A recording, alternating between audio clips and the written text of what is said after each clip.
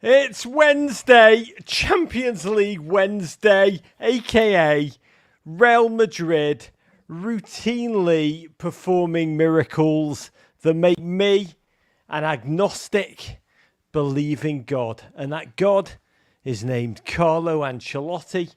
And we are here seconds after we've all paid witness to a dictionary definition miracle. I actually looked it up while we were watching. A dictionary definition, it's the inexplicable, an event that cannot be explained by natural or scientific laws. I mean, that is Real Madrid 2, Bayern Munich 1. How else do we explain it? It can only be supernatural. Or preternatural. That could be the only footballing discussion we're talking about now. And this is your chance to discuss it all because we all paid witness. It is known. And we also talk about Dortmund creating some of the most magical scenes in Paris since Amelie. Poor Mbappe. He's going to be so good next season at Everton. We'll talk all about that. Touch on Manchester United. Season horrifique. The end of David Moyes at West Ham. Those heartless bastards. And whatever you all want to talk about, because this is your show and we're not here alone. I'm elated to have live from London. I'm looking for a man in finance, trust fund, 6'5", blue eyes, and I found sweet baby James Horncastle. Hello there. Cheers to you, Rog.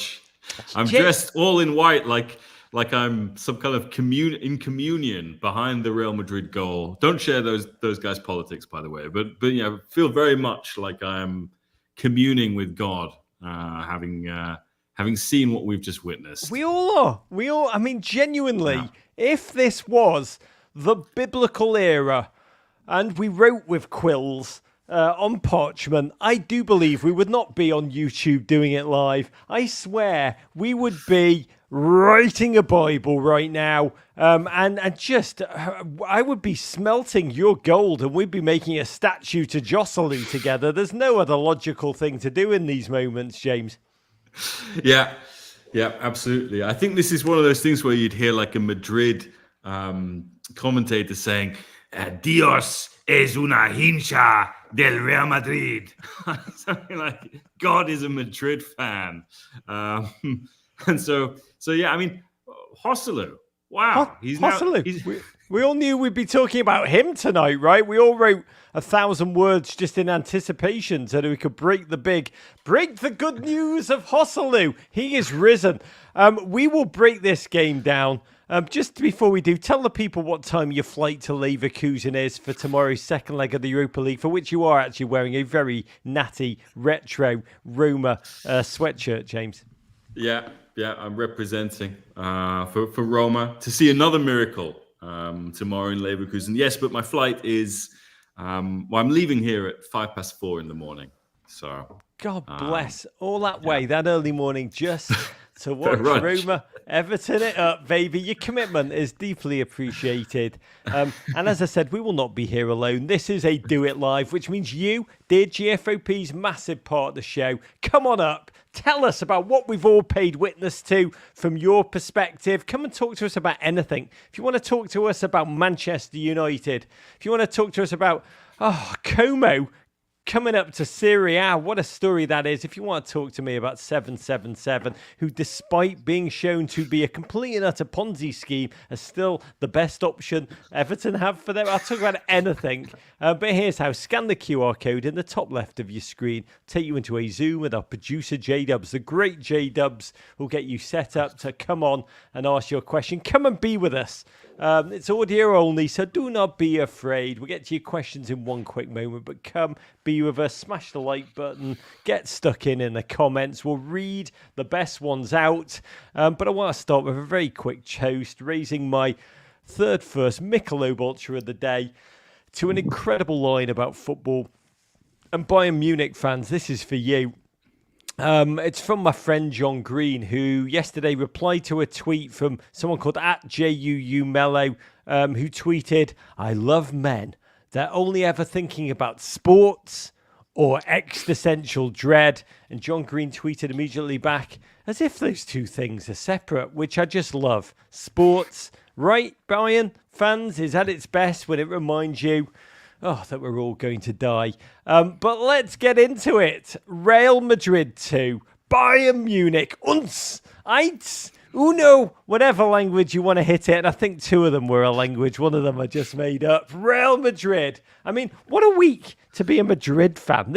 You've just won your 36th La Liga title on Saturday. You'd rested all your starters and you immediately slammed right into Bayern Munich. The second leg of a tie locked 2-2 after last week's rumble. The German powerhouse knew coming in they had to play not just Real Madrid, but the aura of Real Madrid, which we've talked about a lot together, James. You talk about them as if they are a holy sacrament from the Book of the Dead, the Champions League, almost the idol of Real Madrid. 14 times winners. No team's played more finals than them. Undefeated at home this season.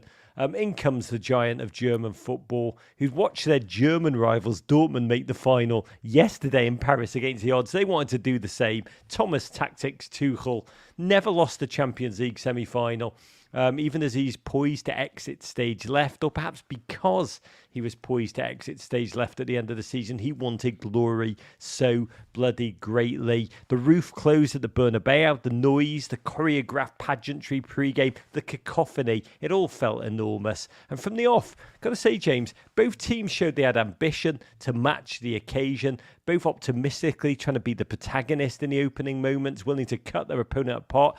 Carvajal lashed a ball at an angle through the box. Rodrigo somehow failed to connect. Then Gnabry played into on the left, flashed a shot come cross across the angle, which Harry Kane loitered in the vicinity of. It was exclamation point football from the off. Yeah, even though there wasn't an early goal, it was played at a frenetic pace. And of course, a lot of the pre-match build-up had been about Harry Kane's, not just his caffeine consumption, but his cappuccino consumption. Apparently, he's just like there hitting the machine, the button for the cappuccino at Bayern's training ground, which, I mean, it was unclear. Is that a machine that does the milk for you without you having to froth it? Is it just like that sort of thing? Or the other thing, like Italians would say, is, you don't drink cappuccino after 11 o'clock, which is, I think, explains some of Kane's sluggish start to this game. Oh, God bless. You could actually say Eric Dyer is just a machine designed to froth the milk, if you want to be honest. But Real Madrid, careful wonder. God, by the way, I want a whole pod just with James going deep on Italian coffee culture, the different rules, breaking them down. If you want to ask James Horncastle anything about coffee and how really to rankle Italian tourist host, come on up, ask James, I'll answer them all. But Real Madrid, again, Carvajal nutmegged the pass to the feet of Vinicius Jr. Inside the box, he lashed and leathered. Ball came off the far post via a brilliant steely finger, as it turned out, from Neuer. He then came up big to shut down Rodrigo from close range on the rebound. Double save, par excellence. And this was the headline in that first half. Manuel Neuer, 38 years old, same age as Wayne Rooney. Still can't believe they're of the same species, these humans. Manuel Neuer, in that first half, James, he still looked like he was one of the world's best keepers. Yeah, I think this semi-final actually has served to remind us of the people who are still the same age as Wayne Rooney but playing in Champions League semi-finals. This game in particular, because I think it was Modric a week ago where people said, and then now it's Neuer. So incredible when you think that Neuer had what sounds like a horrendous skiing accident shortly after the World Cup in Qatar, which sort of ruled him out, where only his ski boot was kind of holding his leg together.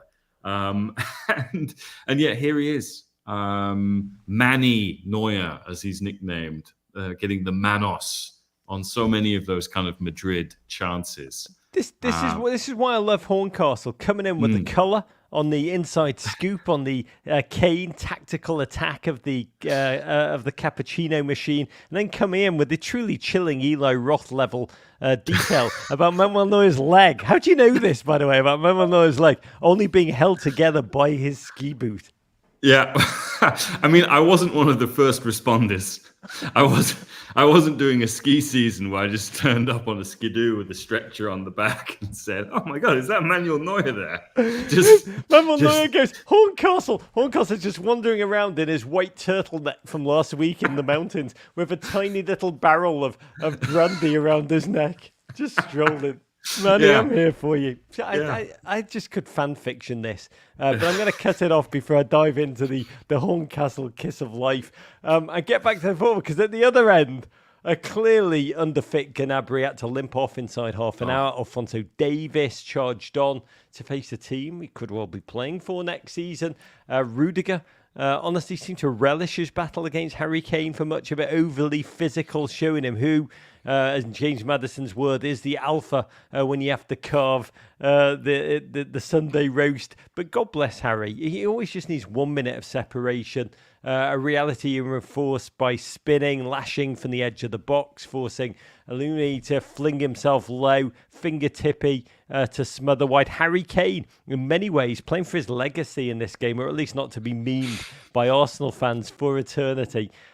Bayern tried to take the sting out of the tempo with controlled possession. 20-year-old Alexander Pavlovich stepping up to really unfurl a competently confident tempo-setting role, take the crowd out of it for long periods in the back half of that first half, but you can't do that to Real Madrid. Champions League rules do dominate, and Vinicius Jr., again, it's sweeping in for the left. Again, Manuel Neuer down to just say no to drugs, kids. Goalless at the half. But honestly, one of the most pulsating, thrilling goalless draws you could see. What I think our baseball friends call an epic pitcher's duel. It was magnificent fare. Yeah. I mean, you mentioned Pavlovich. Was he like, sort of Pavlov's dog there in the middle of the pitch, passing sideways metronomically as Madrid just suddenly went, "Oh, it's the Champions League semi-final. This is what we do." And that was kind of the thing, wasn't it? People were saying Madrid are getting Madrided by what then happened. Yes. Which I saw lots of kind of seasoned English hacks all saying this. Is this you subtweeting Miguel Delaney? Because I won't stand for it. No, did Miguel do it? I didn't. I mean, I saw at least three others. Just delete it. It was almost like there's an old teleprinter in the new kind of spaceship Bernabeu where everyone is like read it. Oh yeah, Madrid being Madrided. Yeah, but we all know. You can't kid a kidder, and you can't Madrid a Madrid. You just can't. Second half, Vinny started to ratchet up the pressure, tearing at the flank, mercilessly, humiliating Kimmich almost, lashing shots at Neuer for lols. Felt like Real were in complete control when 68 minutes. This is your storyline. I love we've had Pavlov's dog. The Neuer storyline is honestly the first half point, Chekhov's gun.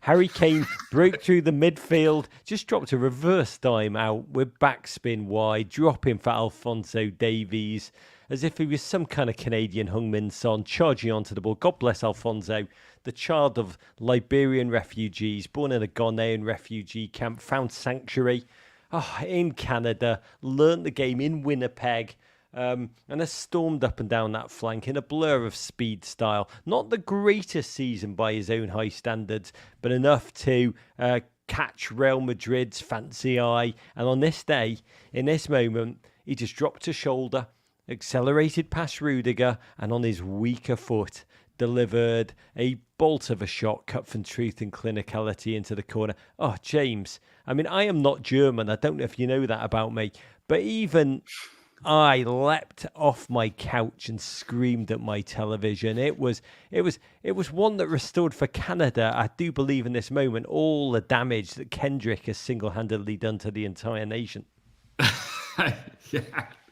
Yeah. And Lunin, he couldn't get 5 on it to keep your kind of hip-hop Lunis kind of thing going on here. That's how they train goalkeepers. Get 5 on it, Lunin, yeah? Yo, says Lunin. Yeah, that's just what they play in Valdebebas. Florentino Perez turns up like, what is this? Where's my Julio Iglesias? By the way, fans, if you ever do meet Florentino Perez, just ask him to beatbox for you, because he'll pretend he can't and he'll be a bit embarrassed and confused, but do demand he beatbox. He's amazing. Yeah, I also think this is the other thing about these Champions League semi-finals is seeing these players on the left-hand side of teams do great stuff. You know, like Alphonso tonight and Mbappe, in various parts of these knockout stages. And yet Madrid be like, this is why you're joining us, by the way. You can't get it over the line. So, that left-hand side, you guys are going to form maybe next year. You, Alphonso, you, Kylian. Well, yeah, this is what you're still aspiring to. There's levels. There's levels. Yeah, there's levels in this mad sorcery that we see at the Bernabeu. Yes, it is. It is necromancy we're really talking about here. I mean, I'll just say, in that moment, yes, there were a number of journalists, some very fine journalists amongst them, who tweeted, Real Madrid have just been given the Real Madrid treatment. But Rog, do you remember last week we were talking about this magical realism? So when Alphonso Davies scored that goal, I Googled what is German for magical realism, right? And this is what it told me: Magischer Realismus. Okay, and magical realism. We get it from the German, you mean? It's actually a German term from 1925. Yeah. The German art critic Franz Roh tried to capture the mystery of life behind surface reality in the Weimar Republic. And I thought, wow, this is it. It's them. We got it all wrong. It's a Bayern thing. It's not a Madrid thing. But so we've just translated a German word into English. God, it truly is the end of an empire. This is the moment. This is the moment. I mean, by the way, in that moment when they scored, and it just felt like, oh my God, Alphonso Davies has put himself in the pantheon of just Keanu Reeves, Bieber, Gretzky, not you, Drake, Margaret Atwood, Sandra Oh, just your pantheon of greater Canadians. That I was there ecstatically, but then I realized, hang on a minute, this is Real Madrid they're playing. What? And then I thought, why are they even playing the game? Why are they even? It was a mistake for Bayern to even take the field, because we knew. I mean, we didn't know, but we kind of knew Real Madrid had not lost at home in 29 games. It felt ecstatic. It felt shocking. It felt like we were about to see something truly remarkable. And we were, but it wasn't what we thought it was. Although at the end of it, this is what's so amazing. It was exactly what we should have thought we were about to see. Because Real Madrid, yes, they grappled to get back into the game. Modric flung on, I think under his same age as Wayne Rooney. He wears a shirt that says, I am the same age as Wayne Rooney. Wears it underneath just in case he scores. God, he had Real Madrid had a scrappy goal varred off because Nacho had slapped Kimmich with two hands in the face. You can't do that, Nacho. And in truth, Real Madrid didn't look like creating a ton more. And the clock was ticking, and we could not believe what we were seeing. This is Real Madrid. We have been promised miracles. But sometimes miracles come in their own way, dear believers. Yes, they do. And Neuer, this man who had been a rock all day long, 88th minute, Vinicius Jr. hit really a rather tame shot at Manuel, the kind he would have routinely scooped up. Instead, he went German Bill Buckner, bobbled a routine ground ball. You either die a hero or live long enough to spill slop at the Bernabeu, spilling it right to Madrid's journeyman, Joselu, in his first Champions League season. Yes, this was a man I have seen with my own eyes trundle around a very cold Stoke City stadium. I mean, you can put him into context from a European perspective. He plays like with a frown on his face, like even he can't believe he's playing at Real Madrid. And he gratefully, iconically rapped home from close range. James Horncastle, death, taxes, Real Madrid coming back to life. I mean, again, I am not a religious man, but this is now borderline biblical level miracle to me. I mean, I'm being honest. Yeah, I mean, if God is a Madrid fan, then his script writing remains Golden Globe winning material, because like every year people find a way to underestimate Real Madrid, and this year it's been, well, they don't have a striker, do they? Yeah, Karim Benzema, he's gone to Saudi Arabia. Doesn't like it there, but he's still there. And Jude Bellingham, is tired and playing with a kind of what feels like a RoboCop shoulder these days. And I this think guy he's got Manuel Neuer's ski boot just like surgically implanted into his shoulder. Yeah, and Joselu, a man just ridiculed for being in Newcastle in the kind of Mike Ashley Sports Direct era, and then Stoke. Remember Stoke, and if our listeners were watching the Premier League, sort of 5 years ago for the best part of a decade, Stoke were the team which could Lionel Messi do it on a wet and windy night in Stoke. Joselu couldn't, even though he played for them. He scored. He scored more semi-final goals in the Champions League than he did at the Britannia Stadium as a Stoke player. Is that true? Yes. That's just amazing.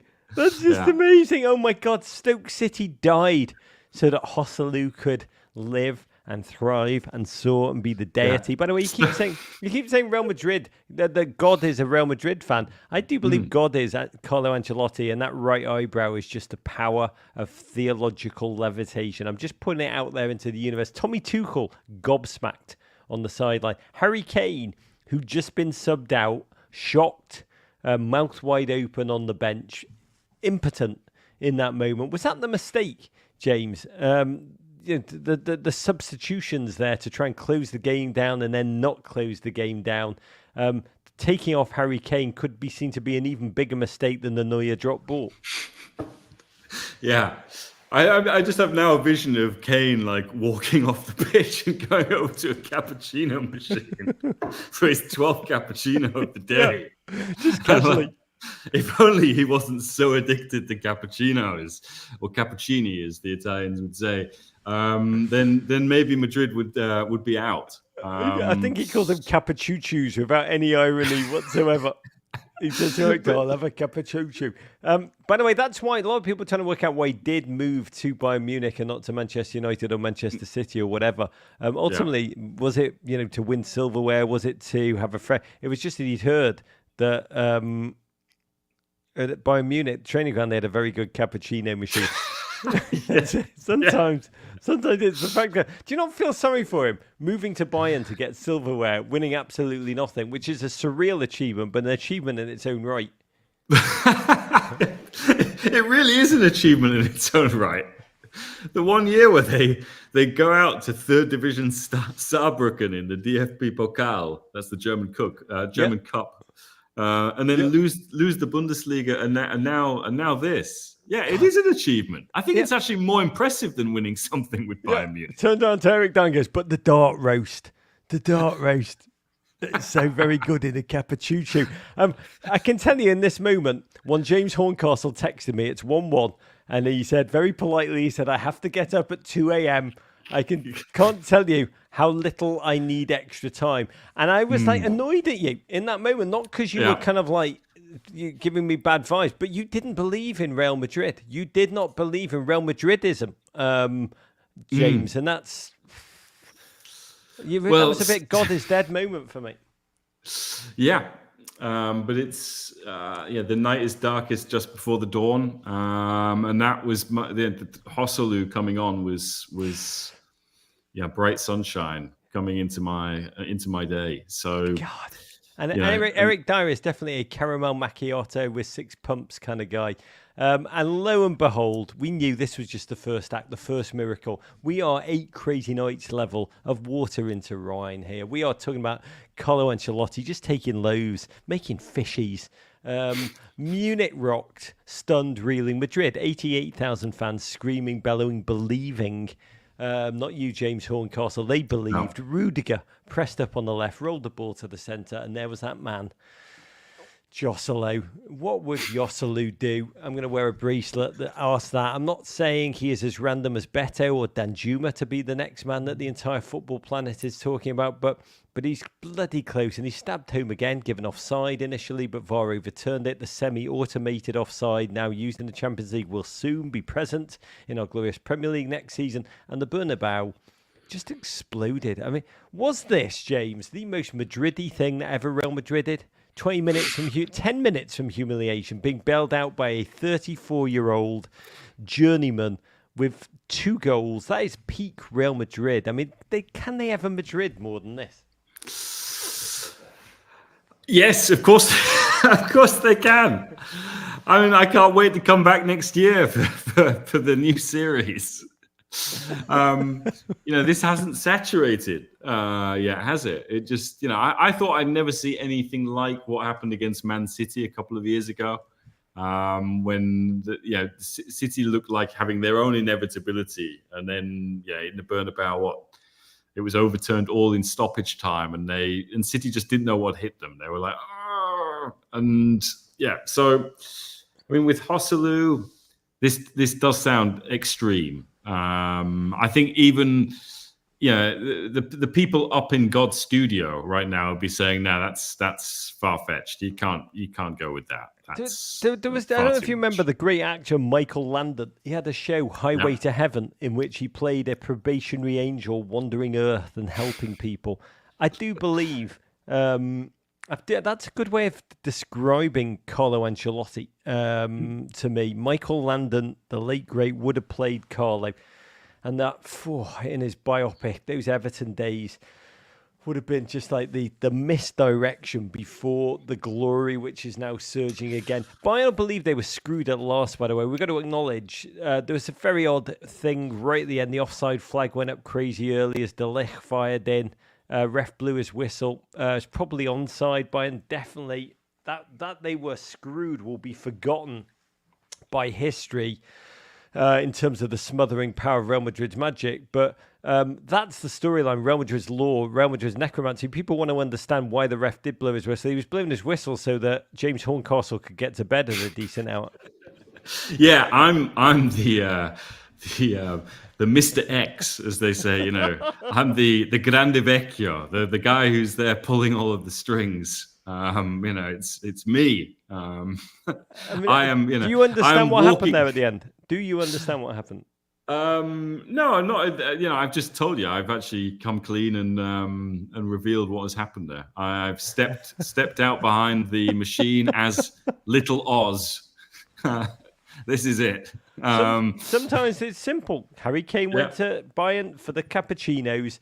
They ruled off that goal so that James could get to bed. Question in the chat from Blue Attics. What does failure after failure do to Kane's legacy? Does it knock him down a peg? People keep saying he's the best in the world, but the actual best would have taken one of those critical games by the scruff and gotten a win. I feel like we're being asked to eulogize one of the great baristas of world football, James.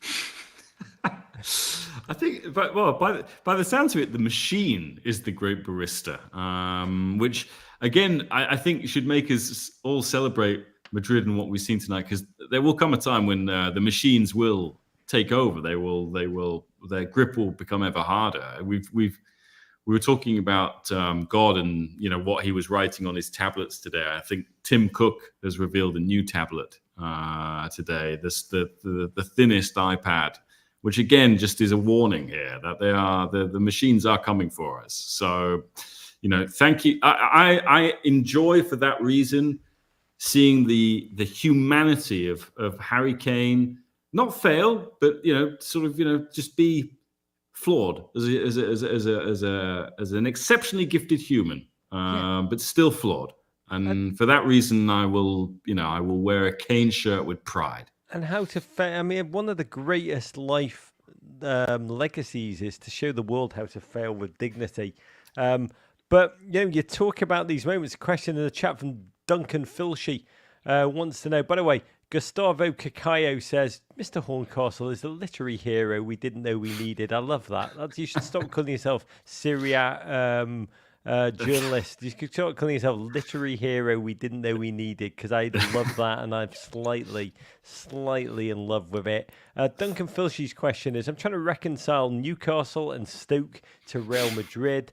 What was the scouting report on Joselu that took him to Real Madrid in the first place so that he could be in this moment to perform these miracles? What I would love is one day the scouting or the transfer list to be published. Where you see like what do you see on draft day, where you've got here's our number one choice for this position, so Kylian Mbappe, and then number two, Joselu. Can you imagine like that? That would be one of those real kind of Michael Lewis would basically go and write a book about that. He'd be like, I need to understand what's happened here. Billy Bean, are you out there? God, we should get Billy on. What's going on? I mean, it is. He's Nick Swisher. Is that what you're saying? He's Champions League Nick Swisher. He's just there because he can get on base in every single regard. Can we just say, when we're talking about great players, God bless Jude Bellingham, who will now play at Wembley against the team he left in search of European trophies.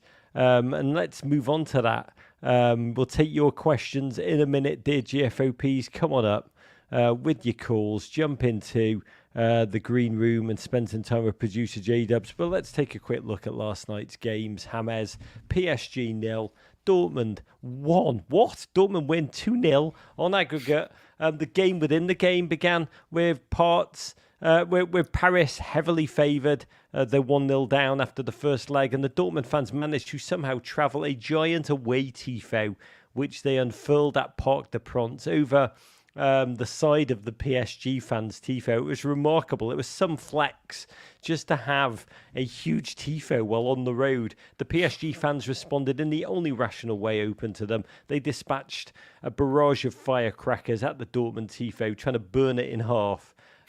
Immolation fears be damned. But it was really a symbol for all that was to come. These teams open, they came out frenetic, panting, hustling at the beginning. Dortmund willing to fall back in numbers, pick their moments on the counter through Sancho and Adeyemi. At times it felt like, who needs a midfield? Football's evolved past the need for them at this point. This young PSG starting lineup, 24 years, 157 days, surged. Dortmund organised, focused. GFOP at BRO Leary asked, what is the German word for allowing hundreds of goals in the Bundesliga, but looking like the Maginot line in the Champions League? James, I mean, it is remarkable to watch them just be a very different creature in this tournament. I mean, this is the team that are fifth. They are fifth in the Bundesliga. How do you explain it to yourself? Do you want me to pronounce Magischer Realismus again? No. In all seriousness, I think that a recent trend of the Champions League, Billy Bean would say this is too small a sample size to read anything into it. So, Horncastle, shut up. But last year, Inter reached the Champions League final. Inter were 20 points off the top in Serie A. Napoli ran away with it.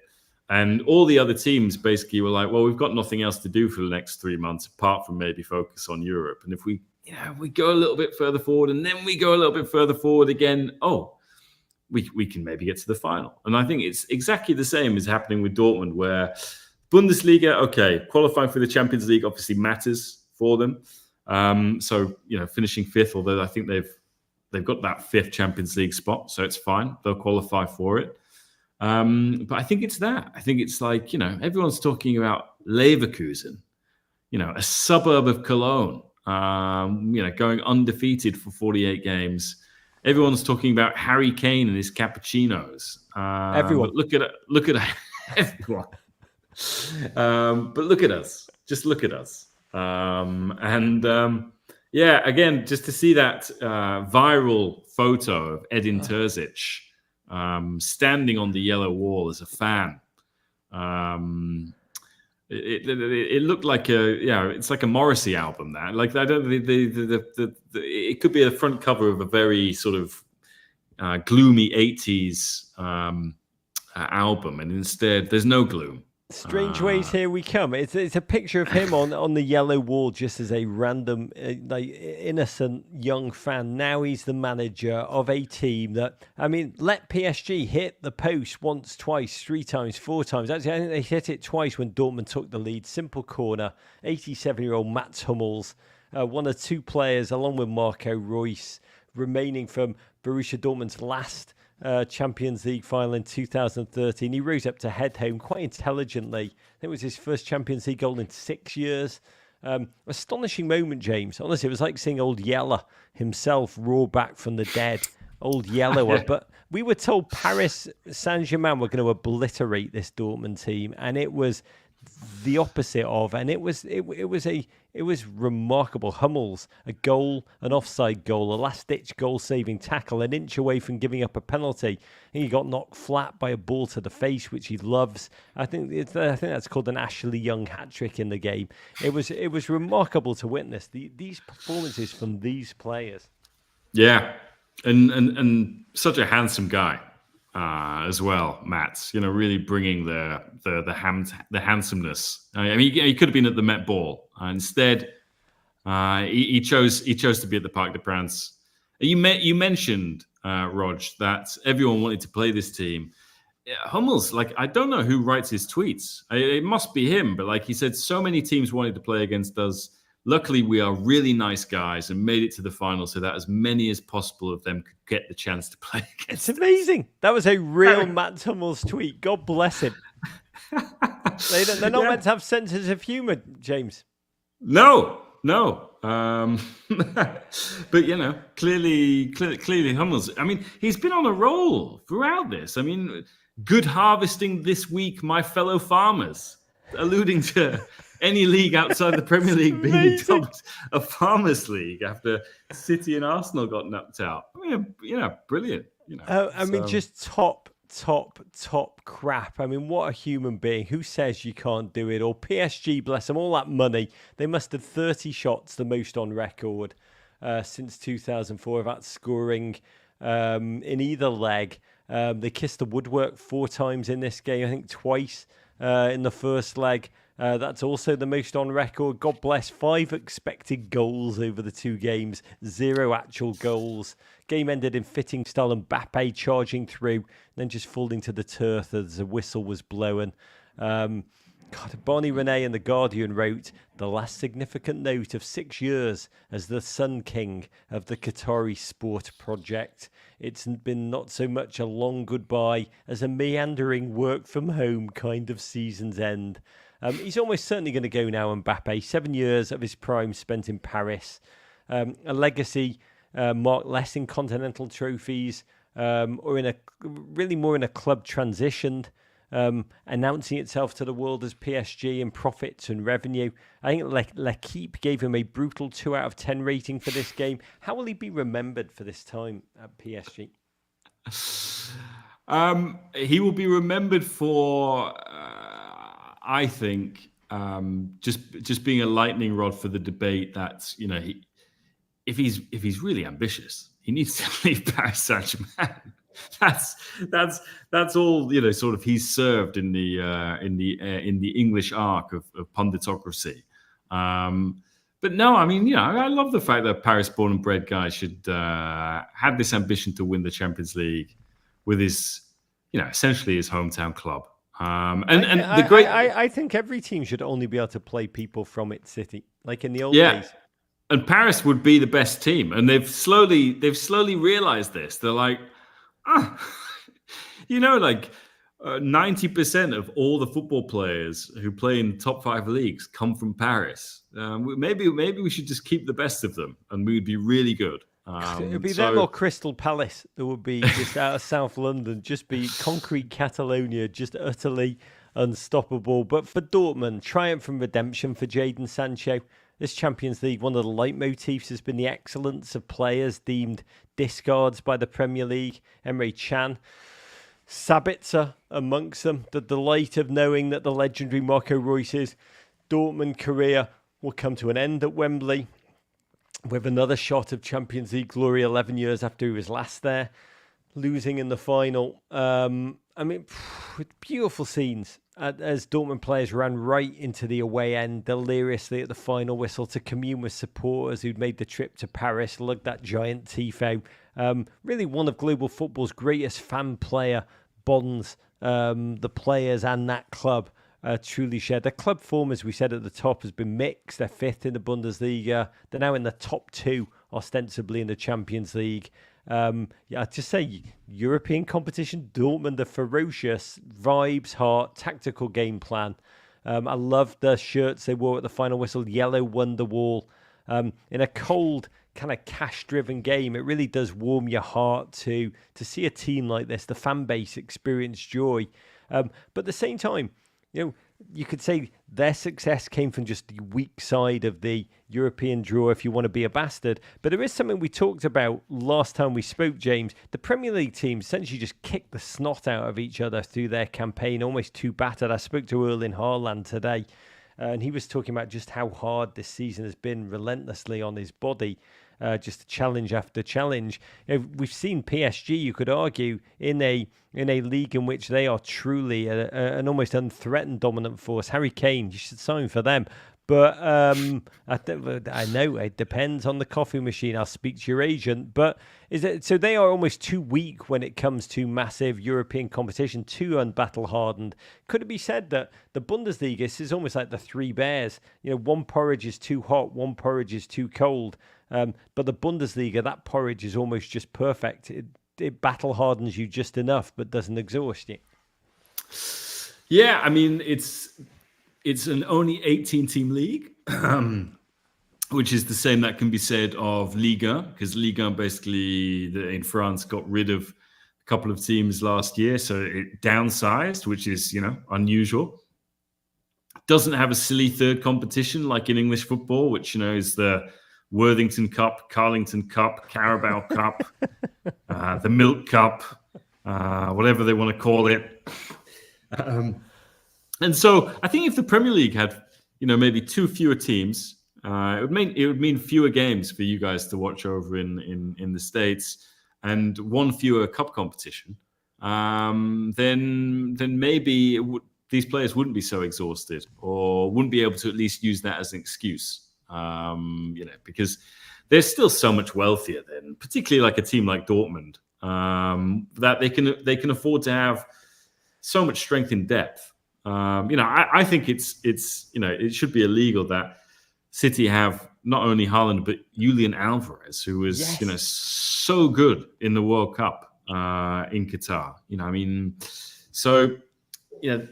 These Premier League teams have the depth. They do. When you said two fewer teams in the Premier League, I just checked to make sure we were 15th, whether I could co-sign this plan or not. I mean, this is the great thing about Dortmund is for someone like you, Rog, maybe you could do a Terzic, and you go from standing on the in the stands at Goodison Park to maybe coaching this team when they enter administration and they have to start again in the Vanarama Premier League. I do get asked by a number of American syndicates who've looked at the books to be like, would you like to be part of the Everton turnaround? And I was like, why would you want me? And they're like, and I'm like, why would I want the job? Like, there's just to be the face of Everton Football Club is possibly one of the most unforgiving roles in the world. I would not like that whatsoever.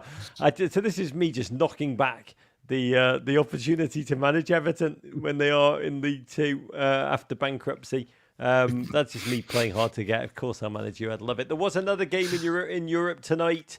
Semi-final of the Conference League between Bruges and Fiorentina, won by the Italians. James Horncastle played on a Wednesday because the town of Bruges, I'm sure you all know this, listeners, hosts a religious ceremony tomorrow. The procession of the Holy Blood. By the way, that's what happened at Real Madrid today. I'm pretty sure that's what we saw. It's a procession that takes place every year on Ascension Day. And the game looked as if it was headed to extra time with Bruges at 1-0 until a late penalty by Lucas Beltran. 5 minutes from time gave Fiorentina a place in the final. They'll meet Aston Villa Olympiacos. They were beaten by West Ham in the same game last year. They're owned by Rocco Commisso, the controversial media executive and New York Cosmos owner. God bless him. And God bless Fiorentina, 9th in Serie A. To me, this is exactly, James, what the Conference League is meant to be about, creating a European journey for fans of clubs who'd otherwise never taste one.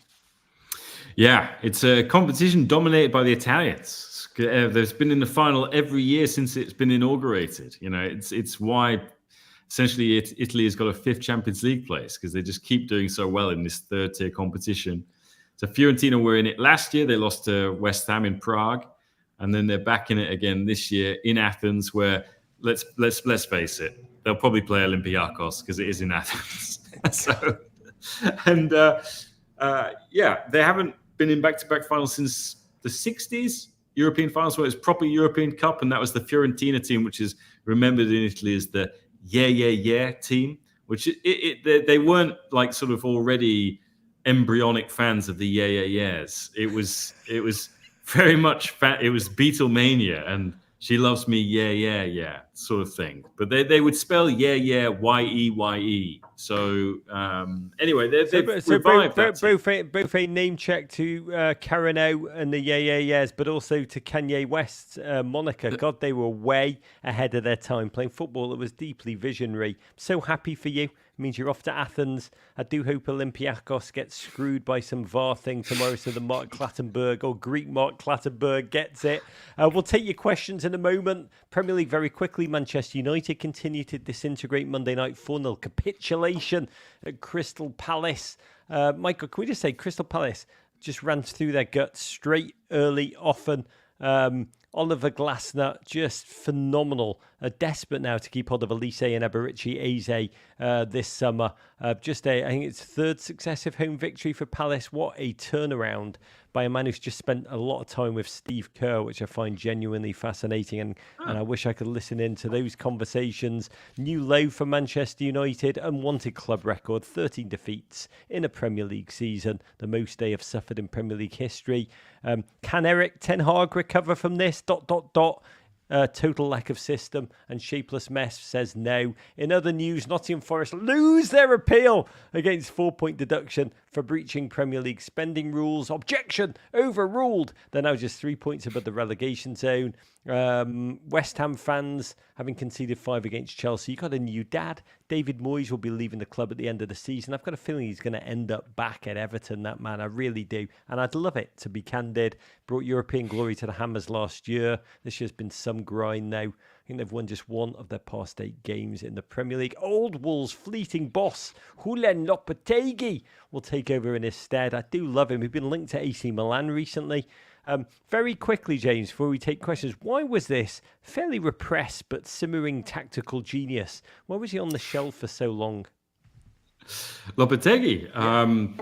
Well, I think because he stayed in the UK, a little bit like Alan Partridge. He was very much staying in the hotel that he was in at Wolves. The Travel Lodge. Unwilling to leave. And, interviewed for pretty much every job that was going in the Premier League, just wanted to stay. And yeah, the other thing, he runs, or I think his family have a series of incredible Basque restaurants back in the Basque country, which is where he's from, which I think has a more Michelin-star restaurants per square mile or something than any other part on the planet. So maybe he was just working. You know how you watch those sort of Netflix documentaries, and they're usually like Catalan chefs they're not cooking. They're like astrophysicists, sort of applying stuff to food. And maybe he was doing that. And then decided, actually, I'm not as good at that as the guys on the Netflix documentaries. I'll go back to football management. I think that's probably why. Again, there's so much rational explanation in this show. I don't know why we're giving it out for free. But it is time to your questions. Reminder of how this works here on YouTube Live. Scan the QR code in the top left of your screen or click the pinned comment in the chat. Take you into a Zoom with our producer, Jonathan Williamson, a hero, an Ipswich fan. Just get in there just to wish him love and joy for the journey ahead. Don't worry, you won't appear on screen. But just come on and be with us. First one up, very, very patient, because I got a bit carried away with my theological musings. I genuinely, I did change my life. I just want to go on a, I feel like I've seen a rapture tonight. This is. You know what? I'm going to say things that I shouldn't say, so I'm going to get Sabah on. Pronounced Sabah from England. He's got a question about the Champions League. Sabah, where are you? Come on up. Tell us what your question is. Beautiful. I'm not sure if you remember me, but I was on one of your podcasts like a long time ago. But anyway. Of course I remember you, Saba, you beautiful human being. You're the only person to ever come on our show and talk sense. I will never forget you. Just remind the audience where you're from though, Sabs. I'm from England. I currently live in the USA. And when I was watching the match between Bayern and Real Madrid, I got scared because I thought they were going to lose. But when I saw Joselu come back, I thought it was going to go to extra time. But when I saw them score again, I thought it was offside, but it wasn't. And I went crazy. Do you think that's crazy too? God, Saba, I do remember you. You were the gentleman who came on our show, and when I offered you a chance to support Everton, you just said hard pass, I think, which made me love you. I love you. But James, I'm fascinated. What Sam is asking, you watch a lot of football. I think I spend my life watching more football than not watching football. When I go to the whatever religious experience happens when you die, and I do believe Carlo Ancelotti himself meets you at the gates and decides where you end up, reveals himself as the ultimate deity. I believe Carlo will know I spent more of my life watching football than not watching football. But in that state, have you just become, how are you as a watcher? Saba went crazy when this goal was the Levard goal given. Do you emote while you're watching football at this stage, or are you just hands down, just tapping away on your computer, just a gnarly gentleman who's seen it all and are dead inside? Well, I usually jump up, but for this one, I had no reaction because that's how shocked I was. Saba, you beautiful human being. James Horncastle, how do you react in these moments? Well, I mean, it's continued disbelief with Madrid, which the cliche is, you're continually surprised, but you shouldn't be shocked because this is what they do. Madriding. Miguel Delaney. And yet it never gets old. I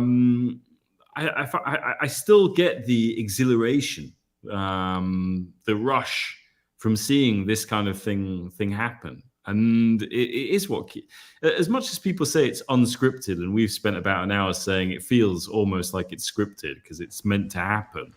The ability to still make it feel so fresh and it does invigorate you. It does make you feel alive. It does make you does open your eyes to the realm of human possibility. God, and that's beautiful. Yeah. You incredible human being. I will say, how I experience this stuff is always shocking to me, Saba, because the Ian Darke, who became very popular in the United States as a commentator when he, before your time, when Landon Donovan, who was once a football player, this is also before your time, scored a very big goal for America in the World Cup. And just incredible soundtracking by Ian Darke's commentary. Go, go, USA. You could not write a script like this.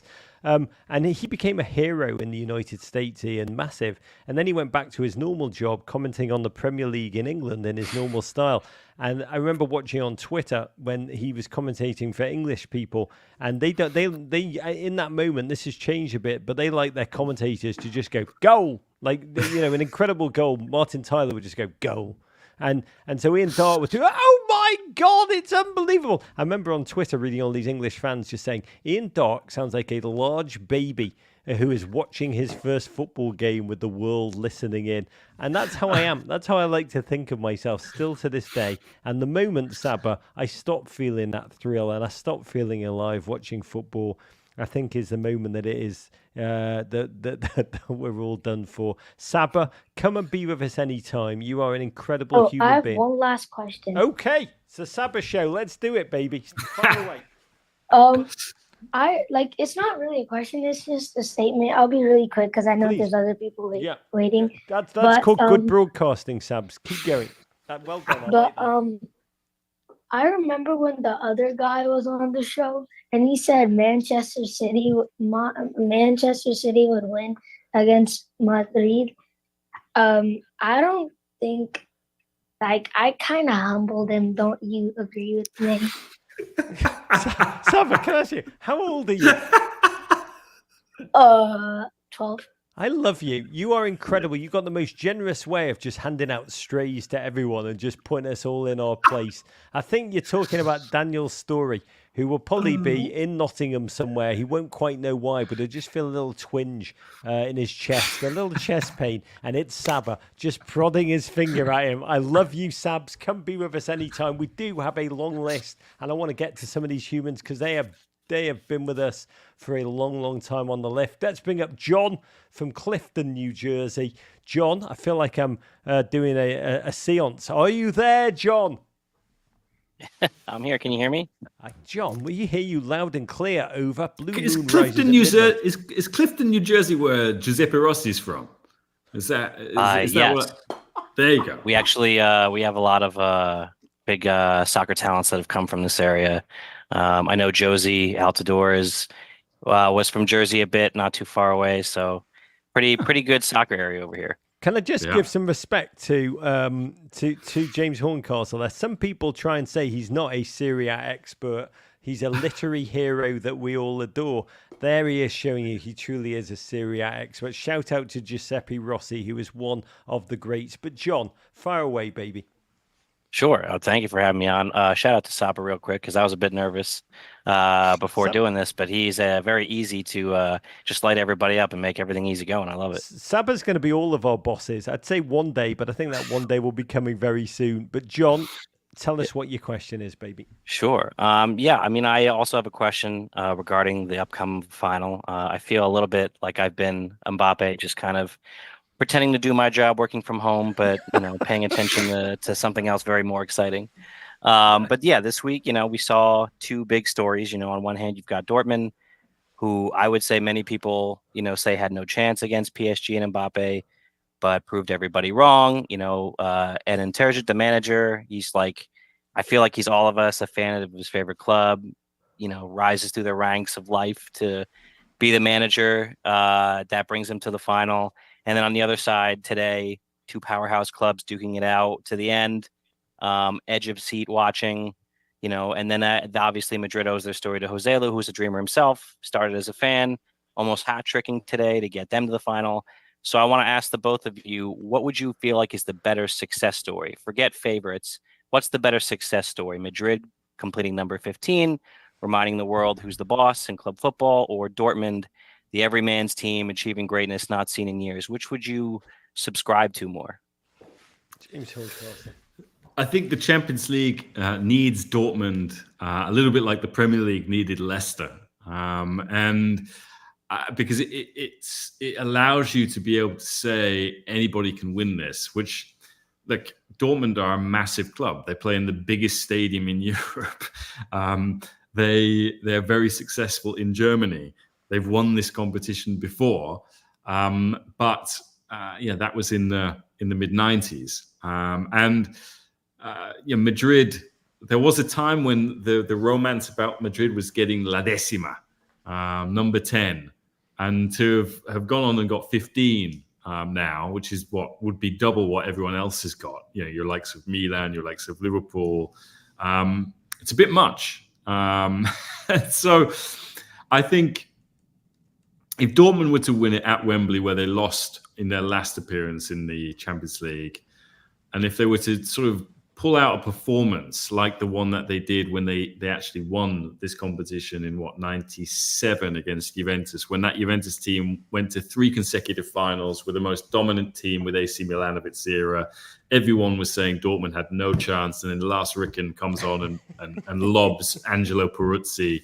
There could be a Ricken moment at Wembley, and I think that would be incredible. I'm trying to think of someone coming off the bench, or someone like Sancho, who wasn't at the club 4 months ago, and yet now has this chance in England at Wembley to deliver the most improbable Champions League victory since Porto won in 2004. I think we'll probably have 2 weeks or however long it is until the final of a very similar narrative to what happened last year, which is this is going to be the most one-sided final anyone can remember. And it's like, it's Inter Milan. Inter are a fantastic team, but and that was a very close final. So, the very least, I hope it's a close final.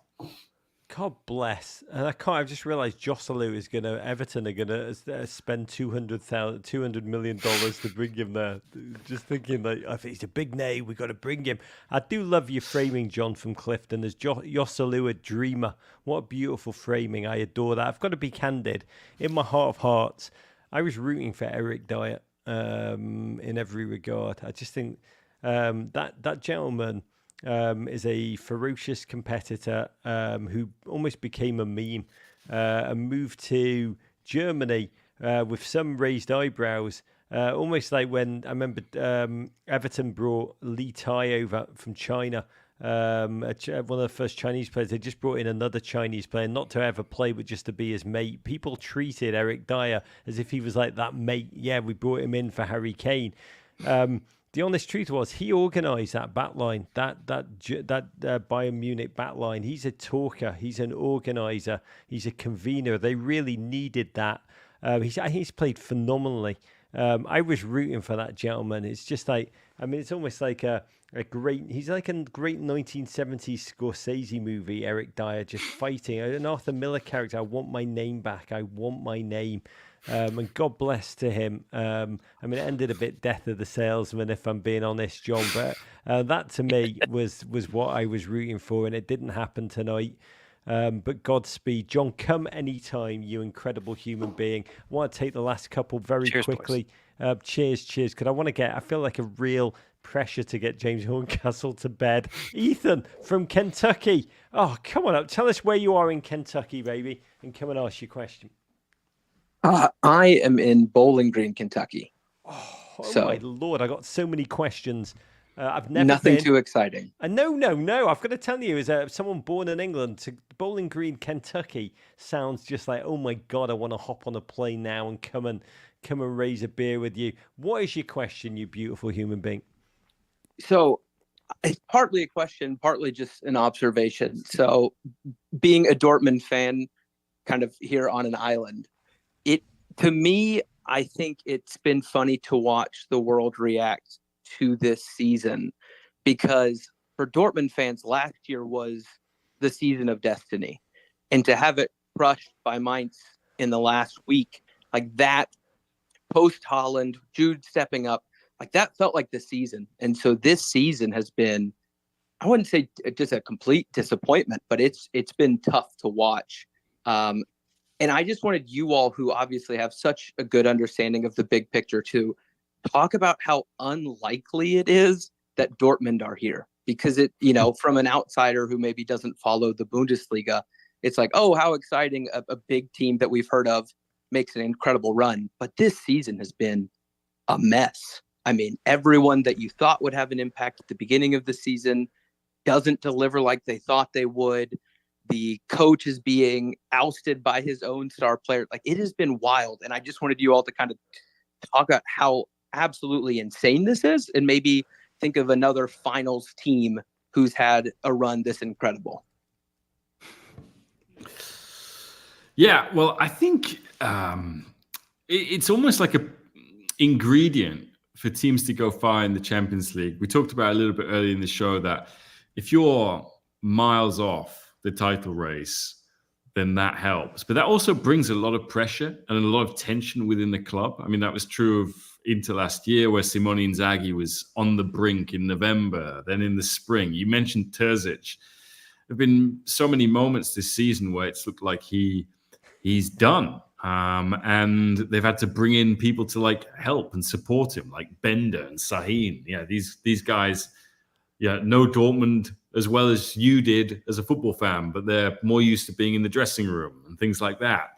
I remember speaking to someone at a club, and a club that was in the Champions League, and they were of the opinion that Dortmund could quite have easily have finished bottom of their Champions League group. Instead, they topped it. I mean, that's a group with Paris Saint-Germain, AC Milan, and Newcastle, one of these Premier League teams, Saudi-owned, that many people would expect to come for Dortmund's players, like Isak, although Isak obviously came from Real Sociedad, and pay the kind of money that just Dortmund don't have. And mentioned the kind of creative tension, the tension within the club around the coach, but like over the last few years, you've always associated Dortmund with having formidable strikers, be it Lewandowski, be it Haaland, even going back to Aubameyang, and even Gio Reyna,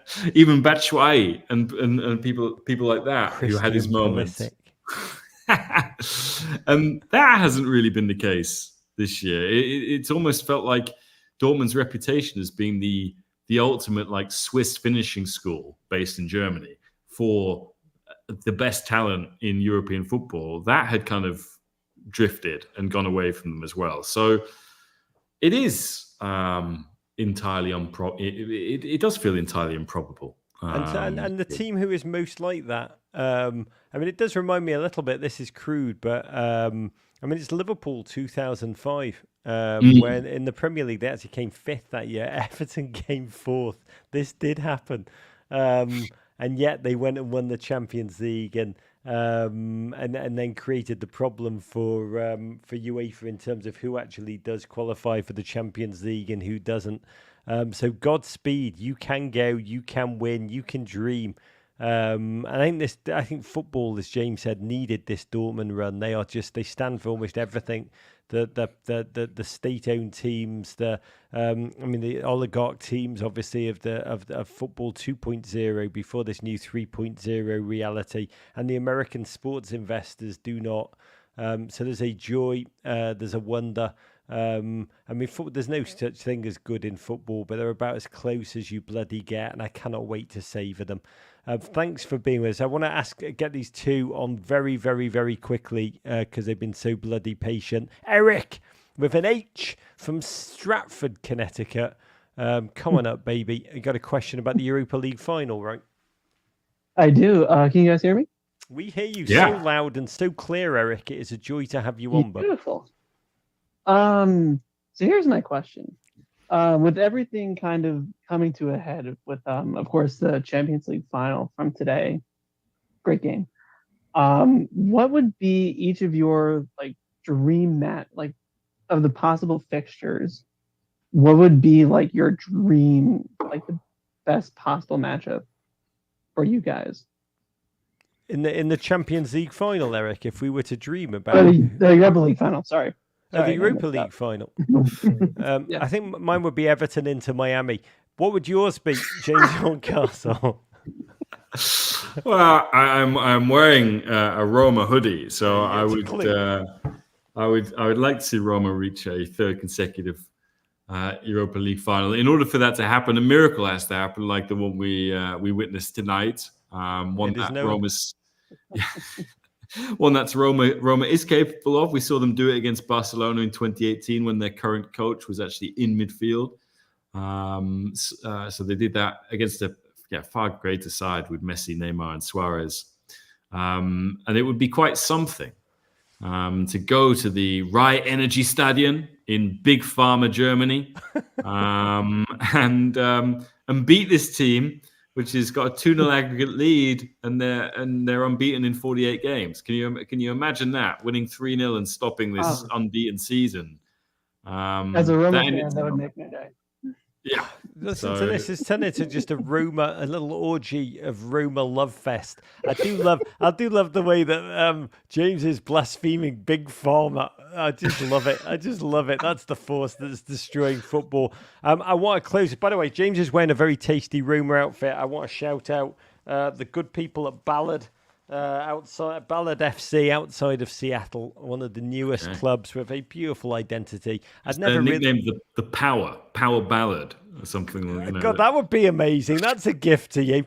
God, I see that as a future gag before kickoff. I will be honest, as you all know, orange is not really my colour, but I wanted the support because they are a fantastic team with a great front office, and big love to you all. Their last one up for the night. feeling an incredible pressure. By the way, we just got a message from Damaged Lemon saying, good morning from the Philippines, which fills me with such joy, even though it did make me crap my pants and I thought we'd actually gone on so long that it was now morning. But hello to all our followers and listeners and joyful football fans in the Philippines. It's time for you in the Philippines to get your weekly dose of Joshua Youngerman. Come on back up, beautiful. Come and close off the night with your question, JY. That's scary that the Philippines needs me. But anyways, ever since I departed Luton on that 58-pound ticket to Dortmund, I've been dreaming about this. But in all seriousness, right? I was in London during the 2013 Champions League, and obviously I didn't go, but I watched it at a bar near where I went to drama school, or a pub near where I went to drama school. So, it's. I feel like this is almost fate. In a way that the town that I discovered Dortmund in, they're playing in the Champions League final. But I just have to say, and shout out to my friend Elliot for getting me into Dortmund, which is mostly disappointed me, but then occasionally brings magic to me. Guys, football is so, I swear. It depends if Saba's gone to bed or not.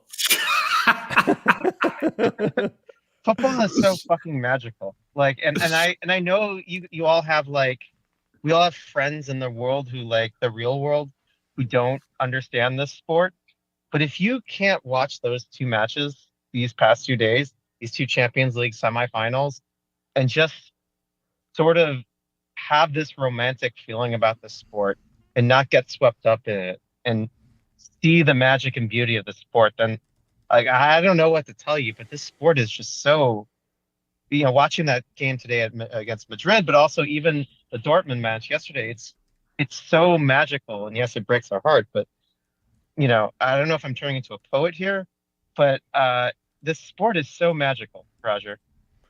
Do you know what? You can say it's so magical, James Horncastle. I could not agree with James you. Horncastle I couldn't agree with you more, and I do have thoughts on that. But James, I mean, that's ultimately why we watch.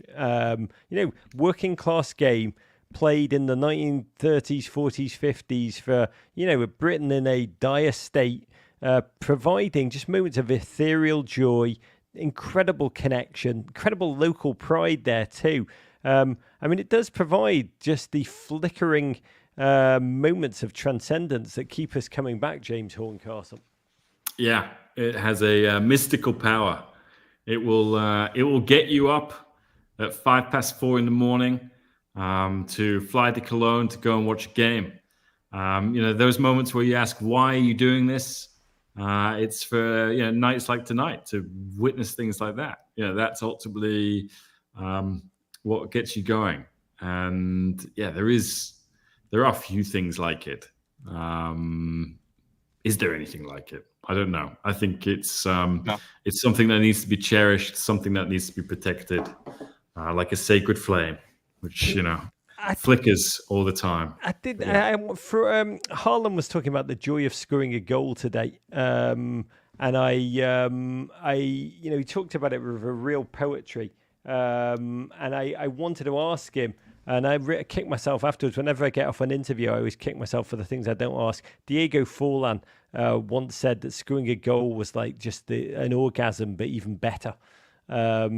And genuinely, that moment, there is nothing like it. There really, really is not. Your question's a beautiful one. It's a great way to end tonight, Joshua Youngerman. Thank you for doing that. It does remind me, these moments we've witnessed, these moments are shared. These moments, I think it's really important we don't just witness them, but we share them, not just with this audience, but we share them globally. I think in those moments, you are fully aware that you're sharing a moment with human beings across the world. And that's its power. And the power that in the reality, I think it was Freud who wrote in Moses and Monotheism, that he was talking about religion. And I'm joking about religion at the top, but I'm not joking. These are the things that move us, these luminous things.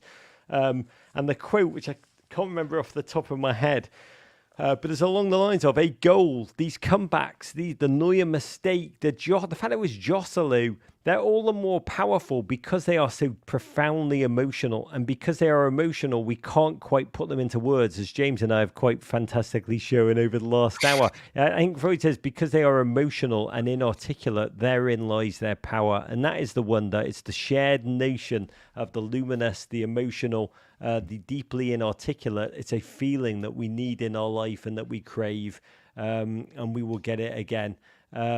Gustavo Kakayo, I want to repeat your words. James Horncastle, you are a linguistical hero. I've pronounced that wrong. Also literary, but it sounds more Italian. Do you like these compliments, James Horncastle? They'll make it hard for me to fall asleep now, which I thank you for. By the way, you mentioned Ian Darke. Yeah. So I was in Rome with Ian Darke last week for the first leg of this game. I like this story already. I will see him again tomorrow. Yeah. And I think he concluded his commentary of the 2-0 defeat that Roma suffered. It's something like, Rome, a city of 7 hills, and now Roma have a mountain to climb. Something like that. So, oh my God, he's amazing. He is amazing. By the way, that is the greatest first sentence of a novel, by the way, when you do write one, James Horncastle. I was in Rome with Ian Darke last week. I'll tell you a very quick one about Ian Darke is that when he broke through here in 2014, on this show, we called him Sir Ian Darke. It was a joke.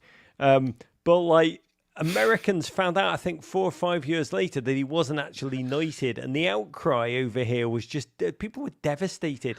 That was one of the jokes that became a real thing. And then when people realized he wasn't actually Sir Ian Darke, I mean, Americans are going over to England, but like, and Sir Ian Darke is really one of the great broadcast people. Like, what are you calling him Sir for?